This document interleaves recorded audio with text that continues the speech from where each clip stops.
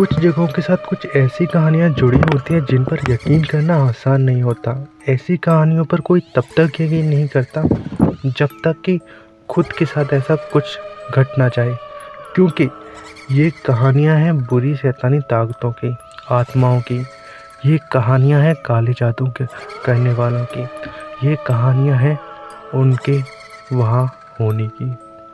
अरुण और साक्षी की शादी को अभी कुछ दिन हुए थे। दोनों अरुण के घर से दूर एक ही शहर में जॉब करते थे, मगर साक्षी ने शादी के बाद ऑफिस अभी तक ज्वाइन नहीं किया था। अरुण सुबह करीब 10 बजे ऑफिस निकल जाता था और शाम को 5 बजे तक घर वापस आता था।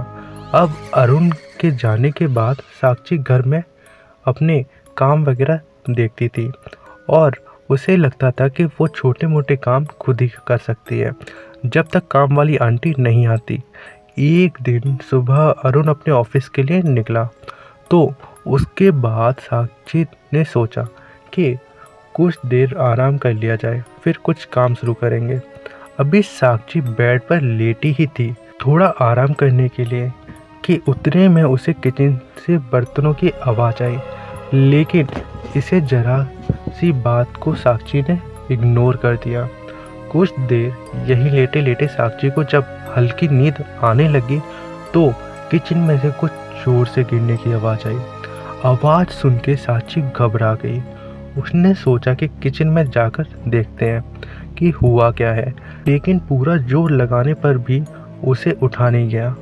उसके हाथ पैर तक हिलाने नहीं जा रहे थे, मानो किसी ने उसे वहाँ पर बांध दिया हो। और ऐसा भी नहीं था कि साक्षी नींद में थी, वो पूरी तरह से जगी हुई थी। उसे समझ नहीं आ रहा था कि हो क्या रहा है, लेकिन वो चिल्लाने की कोशिश कर रही थी, पर आवाज़ जैसे गले में अटक चुकी हो। पूरे घर में साक्षी अकेली थी। वो बुरी तरह से घबरा गई और इसी वक्त उसे अपने सांसों भी काफ़ी भारी लगने लगी थी, पर शायद जो शुरू होना था वो हो चुका था। अचानक से किचन में किसी के चलने की आवाज़ आई। साक्षी को अच्छे से याद था कि अरुण के जाने के बाद उसने घर के दरवाजे अच्छे से बंद कर दिए थे और उसके अलावा घर में कोई नहीं था। वो बहुत ज़्यादा डर गई थी। वो कदमों की आवाज़ कमरे की तरफ आने लगी। तब साक्षी मानो हिल भी नहीं पा रही थी। वो डर के मारे कांप रही थी बुरी तरह से। उसने दरवाजे की तरफ देखा तो सच में कोई उसके रूम की तरफ आ रहा था, और जब वो पास आया तो साक्षी ने उसके चेहरे की तरफ देखा। वो कोई और नहीं बल्कि अरुण ही था, पर उसके चेहरे का हाव भाव और चाल कुछ अलग सी थी, मानो वो अपने पैर घसीट घसीट के चल रहा हो और उसका आधा चेहरा जला हुआ था और वो कुछ बोल नहीं रहा था और अजीब अजीब सा बड़बड़ा रहा था। साक्षी ने अरुण को बुलाना चाहा, लेकिन वो उसे देखकर डर गई और कुछ नहीं कर पा रही थी और नहीं हिल पा रही थी। साक्षी का डर और बढ़ गया जब उसने अरुण के पैरों की तरफ देखा तो उसके पैर उल्टे थे। साक्षी वहाँ से भागना चाहती थी, चिल्लाने की कोशिश कर रही थी, लेकिन पूरी ताकत लगाने के बाद भी वो हिल तक नहीं पा रही थी। वो साक्षी की तरफ आ रहा था। उसकी सांसें फूलने लगी, मानो मन में वो भगवान को याद करने लगी और डर की वजह से वो रो रही थी। लगातार उसकी सामने एक अजीब सी ताकत उसकी तरफ बढ़ रही थी। लगातार उसकी तरफ कोई आत्मा, कोई साया बढ़ रहा था। वो चाह कर भी कुछ नहीं कर पा रही थी वो, और अब वो आत्मा उसके पास आ चुकी थी।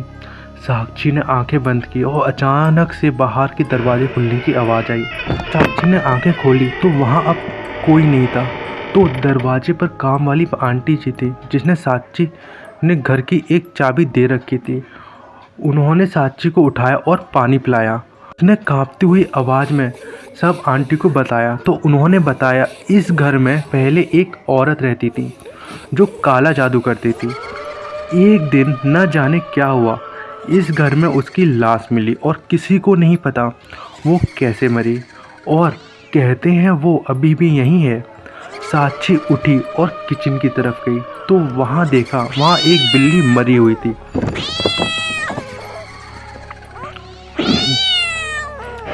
और नींबू और मिर्ची सामने पड़े हुए थे।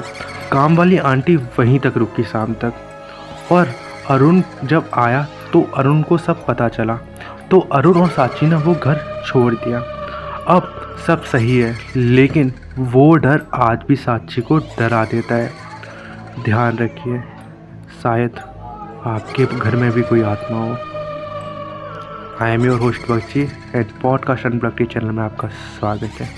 ये था हमारा 75 डेज का डे नंबर 7। Thank you.